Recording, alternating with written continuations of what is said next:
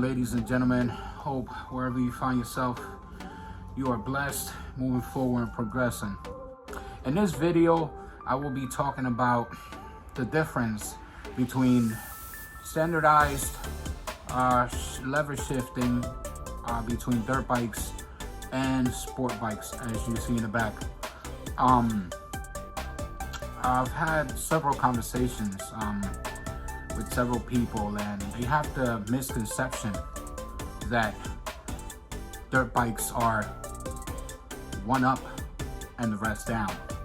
And we're gonna get through that here in a little bit and explain more, give a little bit of background on that, so that whoever has doubts can actually understand. So I did excuse me, I did a little bit of research, making sure that I would explain the facts the correct way.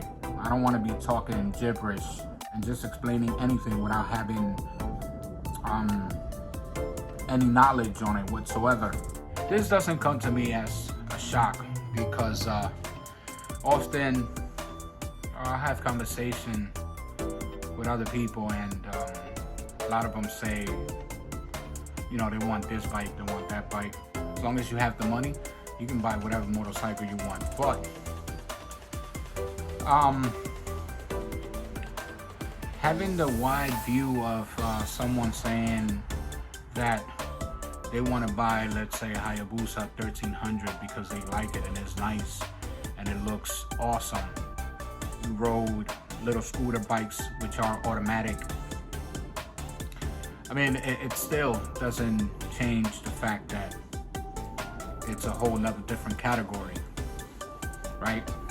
But a lot of people have the misconception that, oh no, I've ridden dirt bikes too, and I know the difference. You know, dirt bikes is one up, everything else down. Well, to be honest, standardized dirt bike gearing, shifting, it's the same as sport bikes. To the standards, nowadays, it's all the same. There's no different whatsoever, no different. The only difference was that back in the early British days, gear lever was on the right side, where we have the brake now. The shifting was one up and the rest down. Most of those bikes had like maybe 4 gears, if so, some 5, some 6. But for example, in the 1970s and earlier days, the British had made bikes to shift on the right side, right? And you can look this up, it's on the web. I did some research, that's how I found it. You can go and see for yourself. I'm not making things up. And so forth and so on. And the Japanese went with some crazy 1-4. It would slip into neutral. And then they made it so that you can actually go through 1-4 again in the same cycle and slip right into neutral again. According to them, for city riding, it was easier, right? As I read, but it sounds crazy to the way things are now. Sounds really easy, but that's just a little info on history back in the earlier times. Specifically, the Bridgestone 175 British motorcycle gave the choice between gear rotary shift. What does that mean? That means that you either can make it 4 gears or you can make it 5 gears. One up, the rest down. Shifting, so forth and so on. You also had the choice of a lever on the crankcase to be able to choose if you wanted it 4 gears or 5 gears, which is beyond. I wasn't around during that century. Furthermore, in 1965, there was an extra neutral between 4th and 5th gear. British, again, not American standards. I don't know, to let you have a more comfortable ride or whatever the case was, I don't know.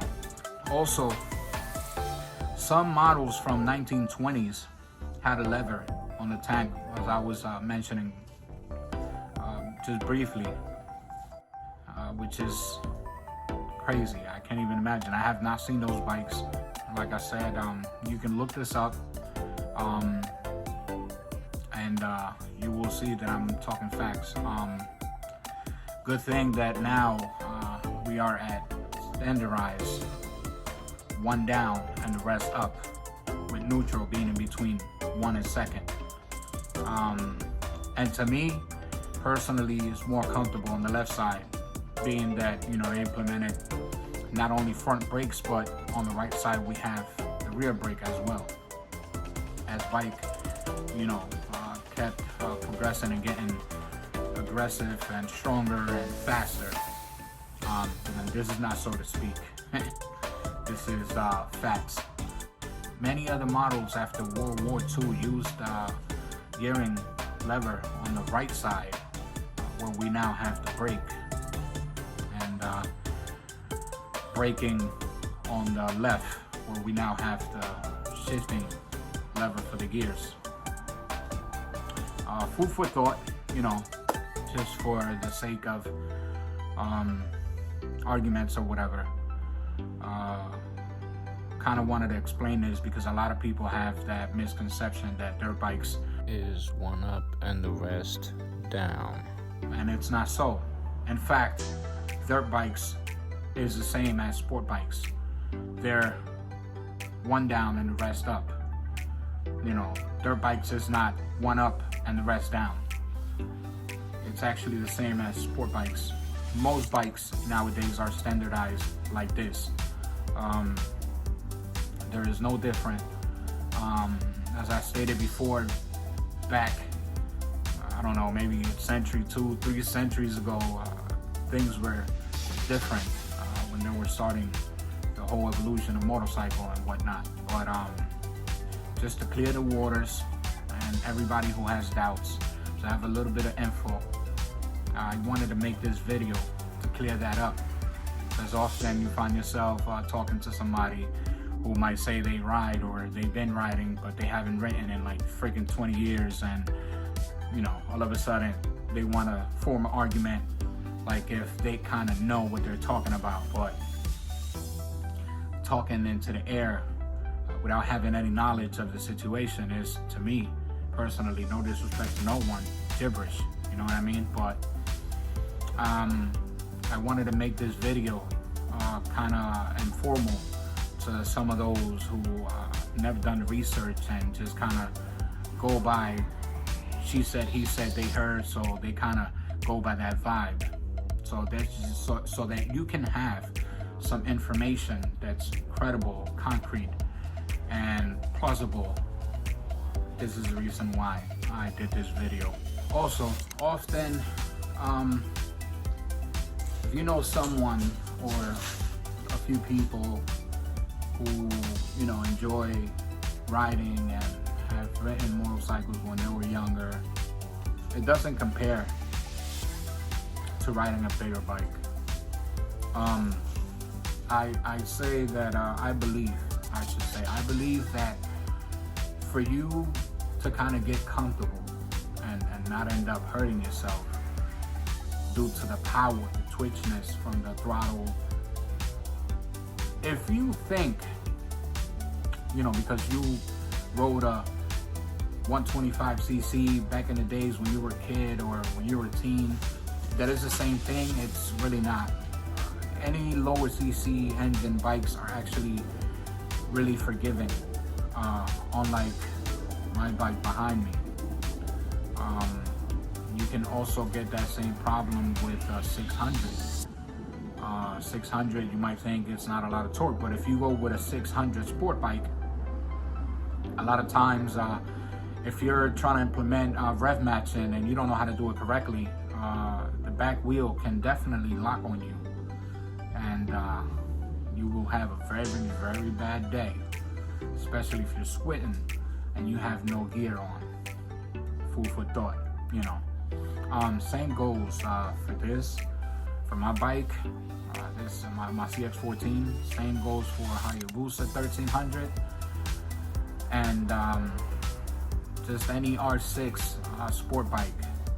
So if you haven't ridden a long time and you rode back in the days maybe a 125cc or whatever, I'd say, you know, some people actually, to get accustomed and get used to the whole process, they usually start small and then develop to something bigger, because eventually you probably get bored of the power and all of that and whatnot. But I would advise that you would start on something small. It doesn't have to be a Grom. You can get CBR 250cc. You can get a Yamaha 300, Kawasaki 400, just to name a few, so that you can start comfortably. And even those, if you're not, you know, really up to the point where you're experienced with the clutch and the gas and the whole nine, you can still have a pretty bad day. So this is the reason why I wanted to make this video. Not for any arguments, but just more for knowledge, and, you know, for those of you who maybe had no idea, to kind of get an idea.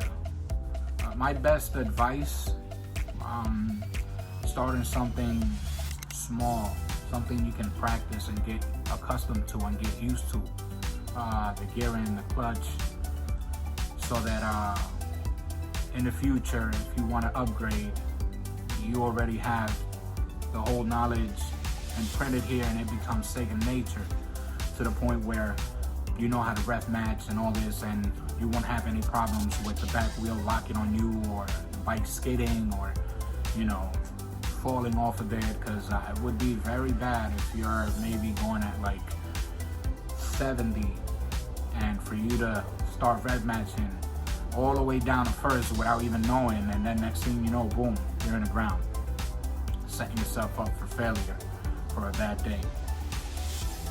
Food for thought. I keep saying that in the hopes of anyone who watches this video, and if it comes across to you and you are a beginner rider, start on something smaller, more forgiving. Don't just, you know, think that because my 1400 is cool, or someone in a Hayabusa 1300 is cool and they ride, that you're gonna ride the same ride.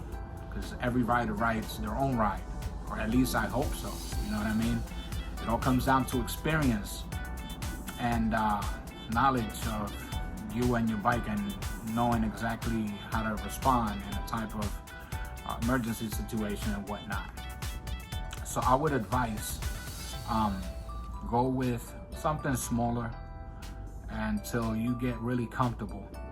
You can get gradually upgrade to something bigger. I didn't always, you know, wanted a 1400. It was definitely not my goal when I started.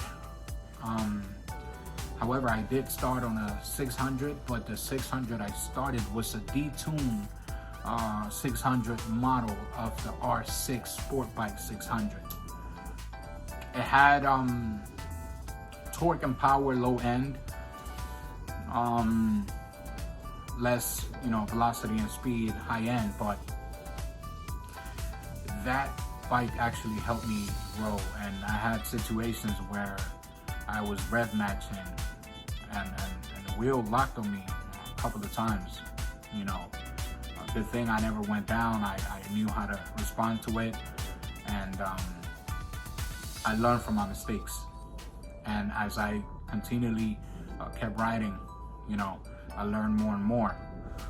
And that's the way I ended up getting my dream bike, which was the 1400 all along. But from a 600 to a 750, Gixxer. Then after that, the rest is history. And it wasn't like I rode those bikes for like 2 months and then sold it. No, the Yamaha I had it for like 2 years. A FC6, like I said, a D-tune from the R6.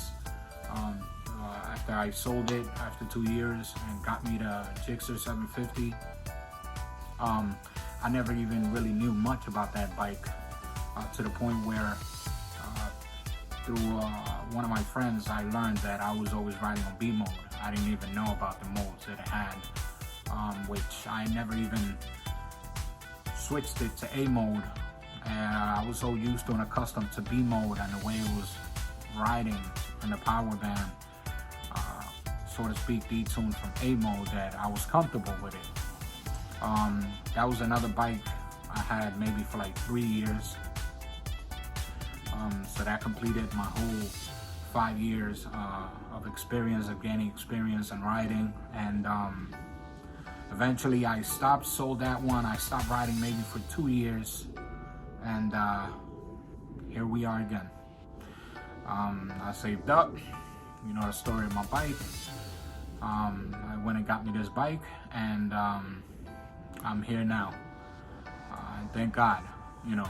So it kind of benefits you to learn and gain experience instead of just jumping into something so big like a powerful engine, like the bike behind me, you know. So hopefully this video helps someone and you get some information. I think I'm gonna leave it here because it's super freaking cold out here today.